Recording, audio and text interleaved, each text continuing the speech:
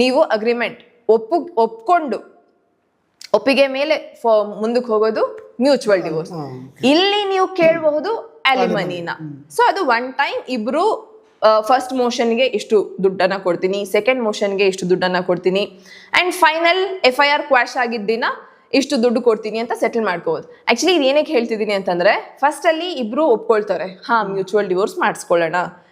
Divorce ಅಂದಿದ ತಕ್ಷಣ first motion second motion ಅಂತ ನಡೆಯುತ್ತೆ. FIR ಹಾಕ್ಸಿರ್ತಾರೆ ಹುಡುಗಿ, ಜನರಲ್ ಆಗಿ ಇದು ನಡೆಯುವಂಥದ್ದಲ್ಲ, FIR ಹಾಕಿರ್ತಾರೆ. ಈಗ ಈ FIR ಕ್ವಾಶ್ ಆಗ್ಬೇಕಲ್ಲ.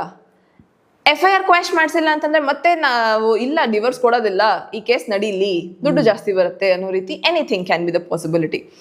ಸೊ ಈ ಕಂಡೀಷನ್ ನ ಎಲ್ಲ ಅವಾಯ್ಡ್ ಮಾಡೋದಕ್ಕೆ ನೀವು ಫಸ್ಟೇ ಒಂದು ಅಗ್ರಿಮೆಂಟ್ಗೆ ಬಂದ್ಬಿಡಿ.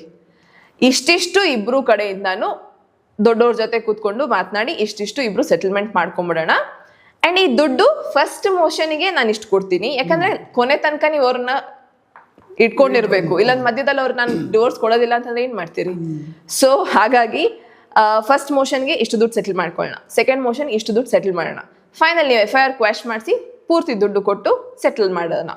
ಈ ರೀತಿ ನೀವು ಮೊದಲೇ ಮಾತನಾಡ್ಕೊಂಡು ಇದನ್ನ ನಾವು ಅಲಿಮನಿ ಅಂತ ಕರಿತೀವಿ. ಆ